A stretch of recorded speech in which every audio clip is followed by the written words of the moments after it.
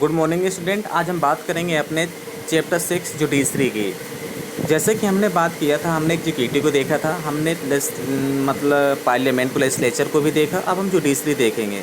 जैसे कि आप जानते हैं कि जो पार्लियामेंट का वर्क होता है वो क्या होता है, मेक रूल्स एंड रेगुलेशंस, और उनको लागू कराने का जो इम्प्लीमेंट कराने का जो रिस्पॉन्सिबिलिटी दी जाती है वो किसको दी जाती है, एग्जीक्यूटिव को दी जाती है। मतलब कि जो करवाए उसको एक्ट के लिए तो किसको दी जाती है, वो एग्जीक्यूटिव को दी जाती है। और हमने पढ़ा था कि कितने प्रकार की एग्जीक्यूटिव होती हैं, एग्जीक्यूटिव का मेन रोल क्या होता है। पार्लियामेंट के विषय भी हमने अपने प्रीवियस लेक्चर में देख चुके हैं।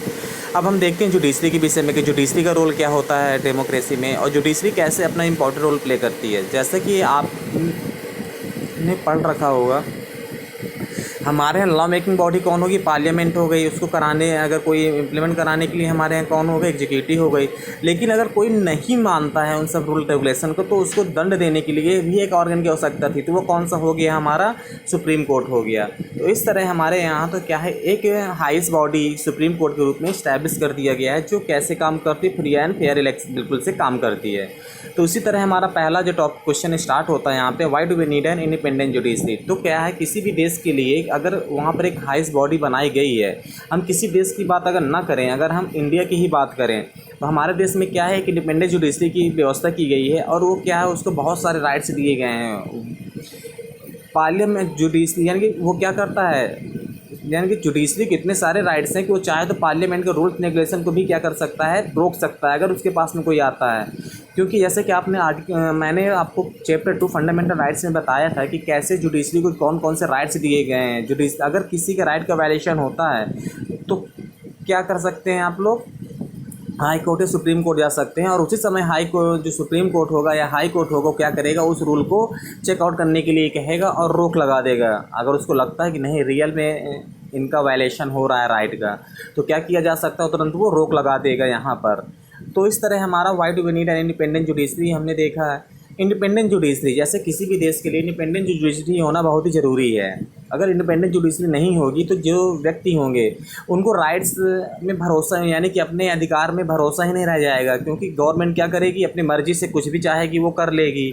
अगर कोई ऐसी अथॉरिटी नहीं होगी कि जहाँ पर लोगों को विश्वास हो कि नहीं, अगर हम यहाँ पर जाएंगे तो हमारे साथ में क्या होगा, इंसाफ होगा, तो क्या कर सकते हैं, वो यहाँ पर जाते हैं। अगर सपोज करिए कोई ऐसा रूल्स एंड रेगुलेशन पार्लियामेंट के द्वारा पास कर दिया जाता है जो किसी के राइट का वायलेशन करता है, तो आप क्या करेंगे उस समय। जैसा कि मैंने आर्टिकल फिर से मैंने चैप्टर 2 में बताया ही था कि अगर किसी का राइट का वायलेशन होता है तो any person can go through the High court और सुप्रीम कोर्ट। वो कहाँ जा सकता है, हाई कोर्ट जा सकता है, सुप्रीम कोर्ट जा सकता है फॉर गेटिंग द जुरिडिक्शन।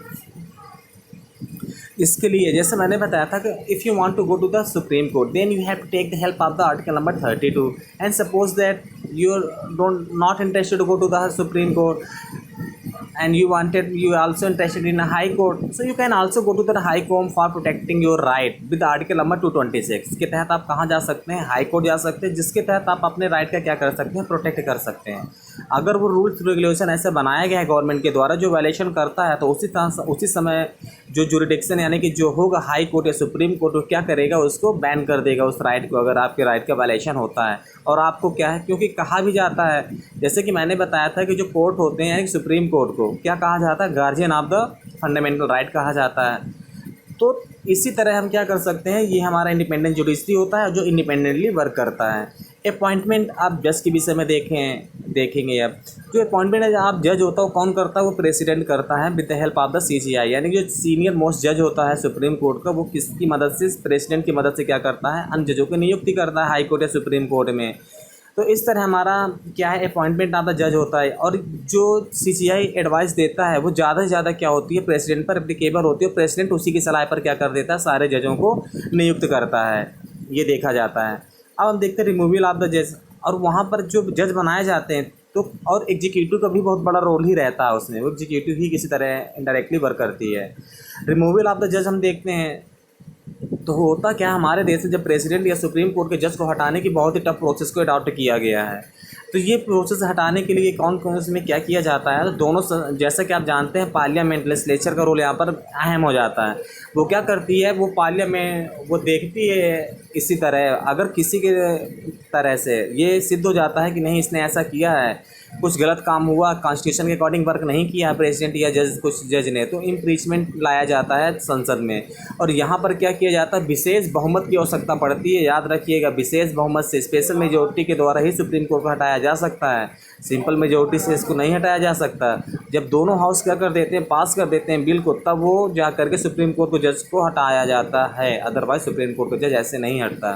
फिर हमारा स्टार्ट होता है स्ट्रक्चर ऑफ द कोर्ट। हम स्ट्रक्चर ऑफ द कोर्ट में क्या आता है, जैसे कि आप जानते हैं कि हमारे यहाँ फेडरलिज्म सिस्टम को अडॉप्ट किया गया है। तो यहाँ पर जब फेडरलिज्म को अडॉप्ट किया गया है तो यहाँ पर क्या है, अगर देखें हाईएस्ट अथॉरिटी क्या है, सुप्रीम कोर्ट है। फिर उसके नीचे क्या है, हाई कोर्ट है। फिर उसके नीचे क्या है, डिस्ट्रिक्ट कोर्ट है।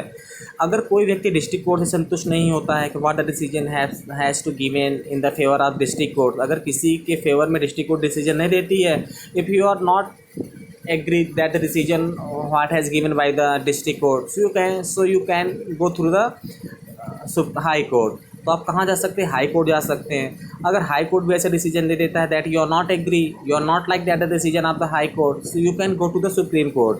तो कहाँ जा सकते हैं आप, सुप्रीम कोर्ट जा सकते हैं अपने राइट किसी भी डिसीजन को प्रोटेक्ट करने के लिए। तो इस तरह हमारे क्या है, ये स्ट्रक्चर ऑफ द जज कोर्ट्स दे दिए गए हैं। Jurisdiction of the Supreme court, jurisdiction of the Supreme court में दिया क्या गया है कि अगर जुरिडिक्शन यानी कि उसको कौन कौन से न्यायाधिकार होते हैं। पहली बात याद रखिएगा, उसका क्षेत्र बहुत बड़ा होता है जुरिडिक्शन को, उसको कुछ हमने सेकेंड वीडियो में भी देखेंगे। लेकिन हम देख लेते हैं कि जुरिडिक्शन में होता क्या है कि जुरिडिक्शन के तहत अगर ये देख सकते हैं कि जो अगर सुप्रीम कोर्ट को लगता है कि ये केस मुझे सुनना चाहिए, तो वो क्या कर सकती है, वो हाई कोर्ट से उस जज कोर्ट को यानी केस को तुरंत अपने पास मंगवा लेती है, उसको सुनती है। अगर कभी भी दो स्टेट में क्या हो जाती है कि लड़ाई हो जाती है आपस में कोई दो स्टेट की, या प्रेसिडेंट के इलेक्शन में कोई बवाल खड़ा हो जाता है इस तरह, तो उसका जो डिसीजन हो, जो हेयरिंग होती है कहाँ होती है, वो सुप्रीम कोर्ट में ही होती है। अब अपने नेक्स्ट लेक्चर में कवर करेंगे बाकी लेक्चर को।